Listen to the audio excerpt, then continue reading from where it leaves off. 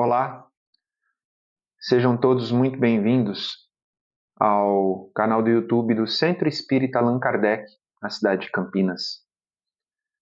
Nesse momento nós vamos iniciar uma preleção, mas eu gostaria que antes desse início nós todos fizéssemos uma breve prece para que nós possamos nos envolver melhor com o assunto e tirar o maior proveito com o auxílio do nosso Mestre Jesus.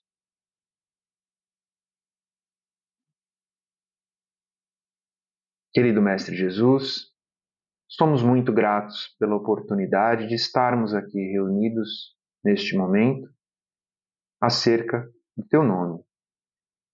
Que possamos ter os nossos corações abertos para que tudo aquilo que aqui for colocado nós possamos tirar o máximo proveito, fortalecendo assim a nossa confiança, a nossa serenidade e a nossa jornada no caminho do bem. Se conosco, Mestre Jesus, hoje e sempre.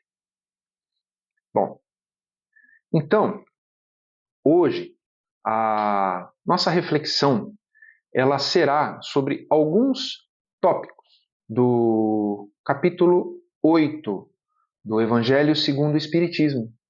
E ele tem o seu título como Bem-aventurados os puros de coração. E logo no início do capítulo, nós já temos a bem-aventurança que nós podemos encontrar em Mateus, no capítulo 5, versículo 8. Ela diz assim: Bem-aventurados os puros de coração, porque eles verão a Deus. Então, nós vejamos assim como Jesus nos apresenta uma condição importantíssima em tão poucas palavras, que nós precisamos ter para que haja a relação nossa com Deus. Precisamos que o nosso coração esteja puro para que nós possamos perceber a presença de Deus em nossas vidas. Mas e aí, a gente pode até perguntar, o que significa ter um coração puro, né? Como que eu poderia ter alguma referência que me possibilite saber o que eu preciso para ter essa condição, para ter esse coração puro? Aí, na sequência desse texto, no mesmo capítulo ali, nós temos uma outra passagem de Jesus, né, que nós encontramos no livro de Marcos, no Evangelho de Marcos, no capítulo 10, versículos 13 a 16. E lá, nessa passagem, diz assim que um grupo de crianças foi levado até o mestre, né, para que Jesus, né, para que ele as tocasse. Os pais levaram para que eles já começassem a ter o contato com Jesus, seus conhecimentos, seus exemplos, e pediu para que as tocasse. Mas os discípulos, eles estavam ao redor de Jesus, afastando dele, né, e de uma maneira que não era muito gentil. E aí Jesus, ele diz no texto que ele ficou zangado, né? E aí ele falou assim: Deixai vir a mim os pequeninos e não os embaraceis, porque o reino de Deus é daqueles que lhes assemelham. Em verdade vos digo que todo aquele que não receber o reino de Deus como uma criança não entrará nele. Então, desta maneira se apresenta a referência que nós precisamos. Precisamos que ter o coração puro como o de uma criança. E percebamos que Jesus não disse que o reino de Deus é das crianças, mas sim daqueles que se assemelham a elas. Mas então, por que as crianças, né? Então, vejamos. Ter um coração puro significa ter um coração simples e humilde. O oposto desta condição é um coração com orgulho e egoísmo. Então, Jesus faz esta relação com a criança porque a criança ela ainda não teve o contato com as relações humanas de uma maneira mais prolongada. E Óbvio, né? Por causa do devido ao pouco tempo que a criança teve ainda nesta existência. E aí, consequentemente, ela não teve tempo de desenvolver essas características negativas, despertar essas características negativas. É certo que uma criança, na grande maioria das vezes, né, ela é o quê? Ela é um espírito que veio para essa existência com as suas imperfeições e com os seus compromissos a serem cumpridos para essa existência aqui. Mas, neste estágio que ela se encontra, ainda ela não apresenta essa condição. Então, é muito importante que nós combatamos dentro de nós o egoísmo e o orgulho. Então, baseado nisso, é dessa forma que é importante que nós vamos mergulhar nesses comportamentos tão limitantes, vamos entender bem o que seriam esses comportamentos que podam o nosso desenvolvimento, para que nós busquemos forças e um bom entendimento para retirá-los dentro de nós, ou que pelo menos nós possamos ir reduzindo de maneira constante ao longo das nossas vidas. Então, egoísmo, ela tem sua origem na palavra ego, né? E ela é uma palavra muito recente. Essa palavra latina vem de ego, quer dizer para eu, e foi usada pela primeira vez em meados de 1700, mais ou menos, na Enciclopédia Francesa do Iluminismo, né? Então, algumas definições apresentam essa palavra como o comportamento das pessoas que falam muito delas próprias, que falam muito das suas virtudes, da sua vida e de tudo o que lhes acontece. E pegando uma referência, né, do dicionário, né, no dicionário está assim: egoísta é aquele que só trata dos seus interesses. Egoísta é aquele que demonstra falta de sentimentos altruístas, sentimentos ao próximo. É aquele que se considera dotado de qualidades superioras às dos demais. Imodesto, ou seja, que não é modesto. Pretensioso, vaidoso.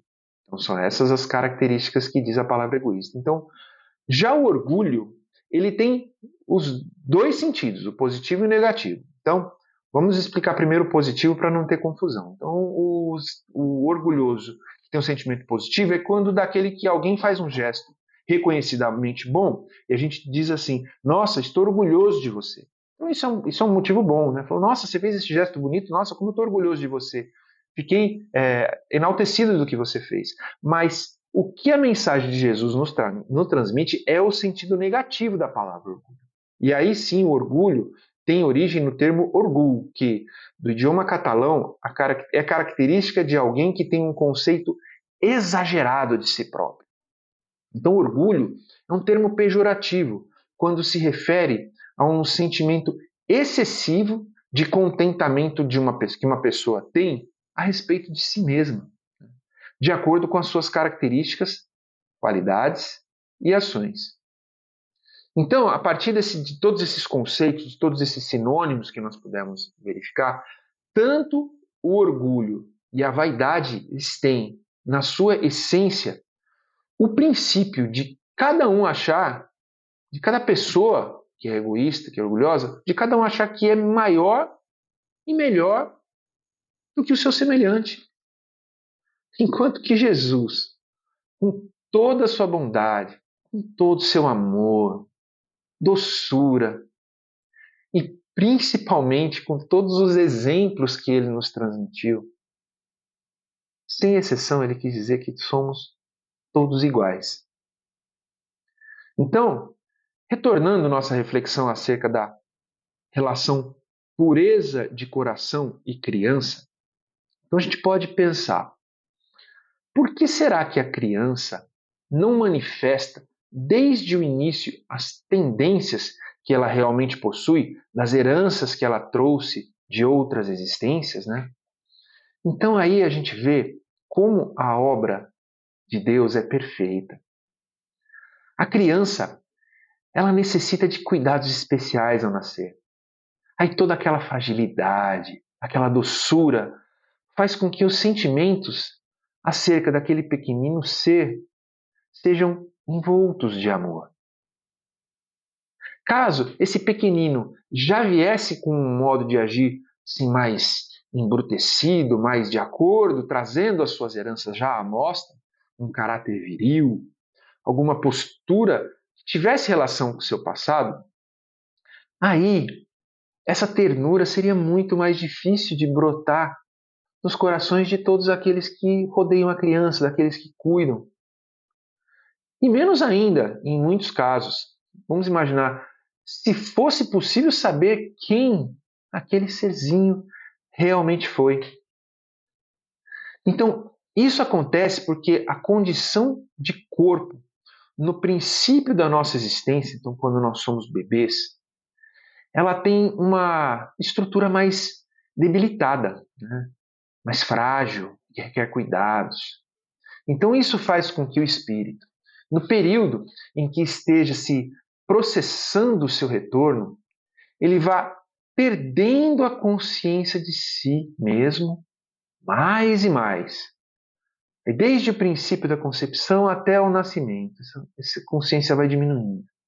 E aí todas as suas faculdades, elas vão se conservar em um estado latente lá. Um dia elas vão eclodir. E ele fica numa espécie de sono. Aí, ao retornar a essa existência, aí todo esse processo faz com que haja essa regressão. Só que vai ser retomada somente após o desenvolvimento do corpo e o contato com as suas experiências do dia a dia, e isso após vários anos. Até então fica essa condição de pureza a que o nosso mestre se referiu. E nesse capítulo, nós temos duas mensagens que aprofundam a reflexão acerca deste tema. A primeira delas, né, de João Evangelista, ela nos traz que Jesus também quis alcançar com esse convite, com a forma com que ele expôs, com que ele colocou, aos corações puros como os das crianças. Ou seja, a todos aqueles que se encontram nas aflições da vida, onde a esperança não está ao alcance.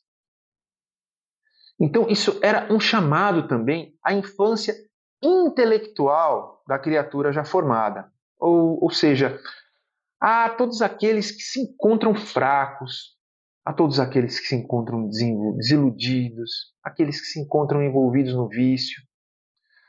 No seu chamamento, a intenção era alcançar a todos aqueles a que se atirem súplica a Deus, de braços abertos, pedindo a Deus o remédio para suas dores, e a todos aqueles com o coração sincero para querer evoluir para um outro nível, para um outro patamar. Da mesma forma que uma criança também se atira confiante nos braços do seu tutor, daquele que cuida, sem medir as consequências, mas certo do aconchego daquele que recebe nos seus braços. Na outra mensagem, um espírito que se denomina como um espírito protetor. Ele faz uma apresentação belíssima sobre essa passagem. Ele faz assim uma colocação, ele diz: deixai que cheguem as crianças até Jesus, pois ele tem o leite que fortalece os fracos. Lá diz assim: deixai que cheguem todos os tímidos e tolos, que será dado amparo e consolação. Deixai chegar os que são ignorantes, que eu os esclarecerei. Deixai que cheguem os que sofrem, pois eu ensinarei o grande remédio que suaviza os males da vida e revelarei o segredo das feridas. E aí, depois disso tudo, a gente falando assim, e qual seria esse remédio? qual seria este esclarecimento? Qual seria este consolo? A gente pode resumir tudo isso em amor e caridade. Nada mais foi do que o amor e a caridade que quis dizer. Que o amor e a caridade, cada dia mais fortalecido em nossos corações. Existe uma relação inversamente proporcional em relação ao amor e o sofrimento. Quanto mais desenvolvemos o amor dentro de nós, o sofrimento diminui. Quando o nosso coração está em uma sintonia profunda com Deus, o nosso espírito se abre para uma condição na qual nós conseguimos entender que nós não estamos sós, que não existem dores. Não existem dores imensas até como outras pessoas sentem. Que todo problema se resolve no final. Muitas vezes não da maneira com que nós planejamos, é verdade. Mas da maneira melhor e mais adequada para cada um de nós. E a caridade é frequentemente denominada entre os espíritas, no meio espírita, como o amor em movimento. Porque quando nos propomos a fazer a caridade, nós saímos da nossa condição e nós fazemos um movimento em direção ao amor. Se a gente vai até alguém levar comida àquele que tem fome, se nós vamos agasalhar quem tem frio, nós estamos movendo o nosso corpo literalmente para fazer o bem. Mas não esqueçamos, e quando a gente silencia diante de uma ofensa, pois a gente sabe que a discussão não irá levar a nada, deixando para que com sabedoria e fé, no momento mais adiante, as divergências vão se ajustando de maneira ordenada, coerente e pacífica. Isso posto, também não seria caridade? Também é. Então, queridos irmãos, que nós possamos, a partir desse momento, nos esforçar intensamente para termos o nosso coração puro.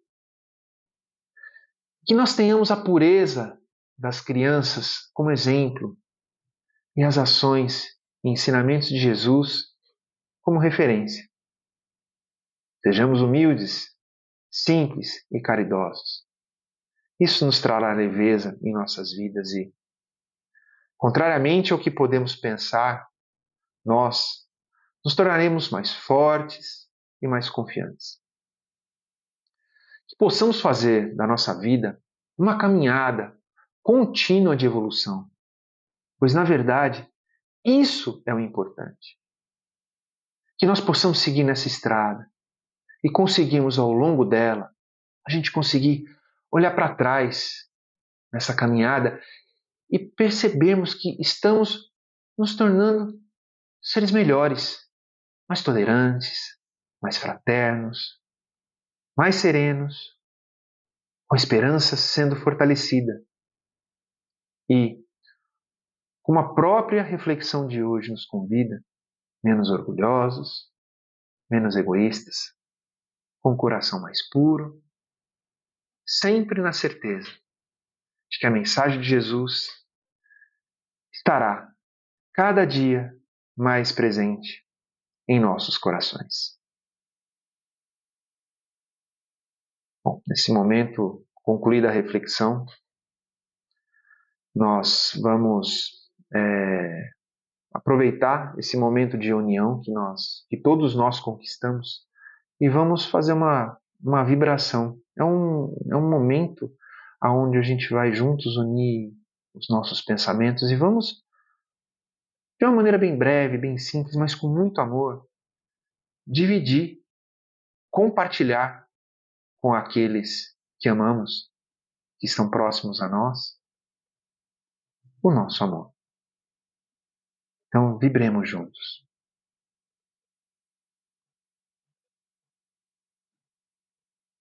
Em sintonia com Jesus, nosso Mestre amado, com todo o seu amor. Vibremos no primeiro momento aos nossos lares, lá nas nossas casas, local onde nós temos as relações mais profundas. Que esta nossa vibração envolva a cada um que lá vive, que possa envolver a todos com muita paz, com muito amor, com muita serenidade. E agora vamos vibrar também, aproveitar esse momento, para que cada um em especial possa imaginar, pensar na pessoa que está precisando de alguma ajuda, que está passando por um momento de desequilíbrio, de dificuldade, de qual ordem for, não importa. O nosso momento agora seja um momento de doação de amor. Que esta vibração toque essa pessoa em especial que nós estamos mentalizando. E que essa nossa vibração de amor possa levar ao equilíbrio necessário, à harmonia, à coragem de seguir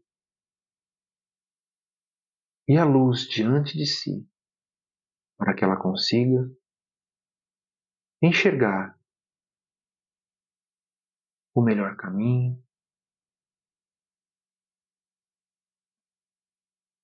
para a sua jornada. Graças a Deus.